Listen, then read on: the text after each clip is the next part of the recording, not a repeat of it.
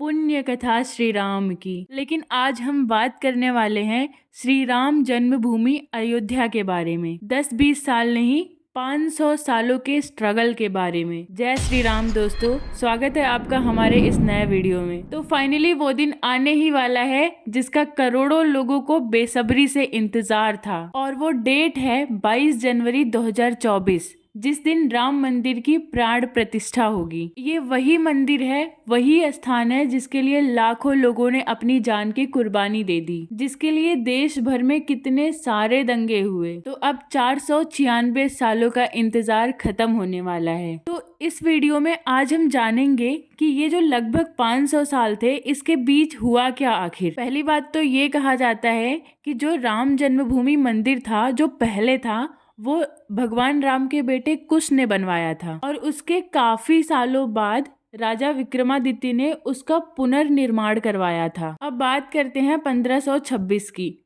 जब बाबर ने दिल्ली सल्तनत को जीता और मुगल डायनेस्टी की नींव रखी। उसके जस्ट 2 साल बाद 1528 में बाबर का एक आर्मी कमांडर मीर बाकी ने उसी विवादित जगह पर एक मस्जिद का निर्माण करवाया, जो कि बाबर के लिए ट्रिब्यूट था। बाद में हिंदू समुदाय ने ये क्लेम किया कि जो मस्जिद का मेन गुंबद था, जो डोम था, उसके जस्ट नीचे ही भगवान श्री राम का जन्म स्थान था, और बाबरी मस्जिद में 3 गुंबद थे। इसके बाद कहानी शिफ्ट होती है 1853 में, जब राम जन्मभूमि को लेकर के हिंदू और मुस्लिम के बीच में पहला विवाद हुआ। लेकिन उसके बीच की भी कुछ ऐसी बातें हैं जो आपको जानना जरूरी है। 1611 में एक इंग्लिश ट्रेवलर ने अपने रिकॉर्ड में ये मेंशन किया कि उसे उसी जगह पे श्री राम के महल के खंडहर मिले थे। उससे रिलेटेड उन्हें कुछ निशान मिला था। 1634 में एक दूसरे इंग्लिश ट्रैवलर ने वहां पे एक बहुत ही सुंदर स्मारक की बात की। 1717 में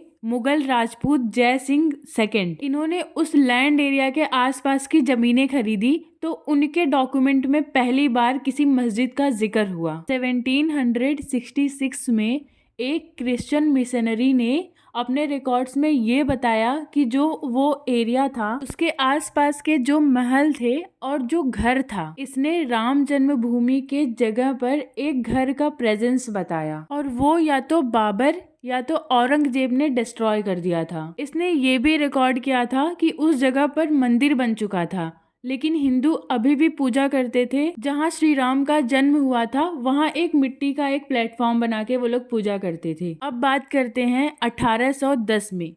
फ्रांसिस बुकानन, एक जो कि सर्जन था, उसने ऐसा बताया कि जो चीजें ध्वस्त की गई वो कोई घर नहीं था, बल्कि राम मंदिर था, राम जन्मभूमि था। उसने ये भी रिकॉर्ड किया कि मस्जिद के दीवार पर एक शिलालेख था जिसमें लिखा था कि ये बाबर ने बनवाया है। उस टाइम के ऐसे और भी बहुत सारे डॉक्यूमेंट मिले जो कि ये दावा करते थे कि यहाँ पे राम मंदिर हुआ करता था, और उसे डिस्ट्रॉय करके मस्जिद बनाया गया। जैसा कि मैंने अभी बताया था कि 1853 में पहला वॉयलेंस हुआ, और उसी के बाद निर्मोही अखाड़ा से जुड़े जो साधु सन्यासी थे, उन्होंने ये एरिया कब्जा लिया। फिर जब मामला गंभीर होते दिखा तो वहाँ के प्रशासन को दखल अंदाजी करनी पड़ी। उन्होंने उसको 2 भाग में बांट दिया, और एक भाग हिंदुओं को दे दिया और दूसरा मुस्लिम को दे दिया। हिंदुओं ने राम जन्म स्थान पे एक चबूतरा बनवाया और वहीं पूजा किया करते थे। 1883 में उसी चबूतरे पे हिंदुओं ने मंदिर बनाने का प्रयास किया,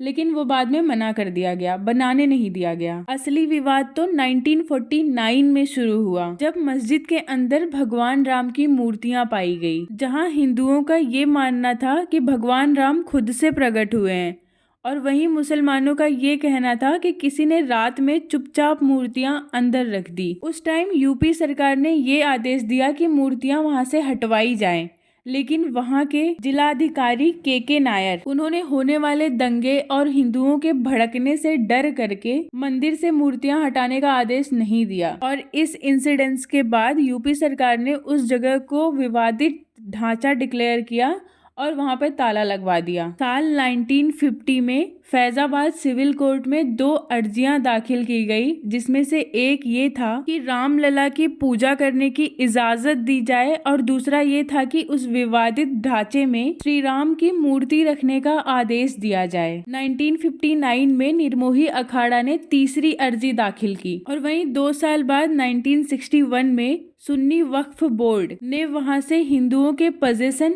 और राम की मूर्तियों को हटाने का अपील किया। 1984 में उसी सेम जगह पे राम मंदिर बनाने के लिए विश्व हिंदू परिषद ने एक कमेटी बनाई। 1986 में फैजाबाद कोर्ट के डिस्ट्रिक्ट जज ने ये आदेश दिया कि अब वहां पे हिंदू पूजा कर सकते हैं और वो ताला हटा दिया गया। अब बात आती है 1992 में, जब एक सबसे बड़ी अनएक्सपेक्टेड चीज हुई। बीजेपी, शिवसेना और बाकी हिंदू संगठनों ने मिल करके लाखों की तादाद में कार्यकर्ताओं ने बाबरी मस्जिद को गिरा दिया, उसे ढा दिया। अब इसके बाद देश भर में दंगे शुरू हो जाते हैं और कई हजारों लोग अपनी जान गंवा देते हैं। फिर बारी आती है 2002 की, जो कि गोधरा कांड होता है और ये भी इंसिडेंस एक बहुत ही फेमस और चर्चित है, जब कार सेवकों की ट्रेन में आग लगा दी गई और उसमें 58 लोग मर गए। और उस इंसिडेंस के बाद जो दंगे हुए उसमें भी हजारों लोगों ने अपनी जान गंवाई। 2010 में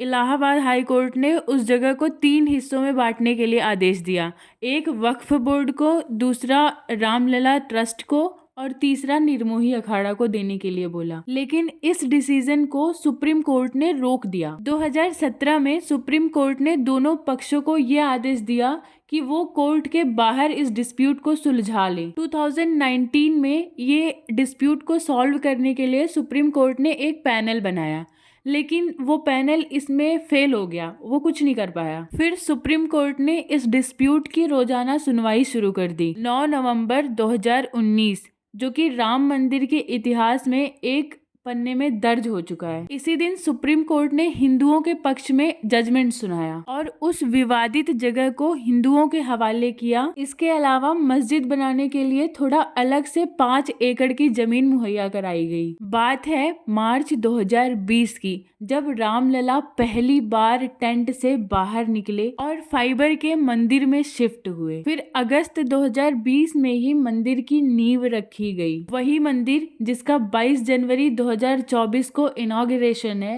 या फिर राम मंदिर की प्राण प्रतिष्ठा की जाएगी। वो मंदिर जिसमें करोड़ों लोगों की भावनाएं जुड़ी हुई हैं। तो चलिए 22 जनवरी का इंतजार करते हैं और इसी के साथ मैं अपनी वीडियो एंड करती हूँ। अगर आप मंदिर के बारे में और चीजें जानना चाहते हैं तो कमेंट करके जरूर बताना। Stay connected with me, stay safe and stay healthy.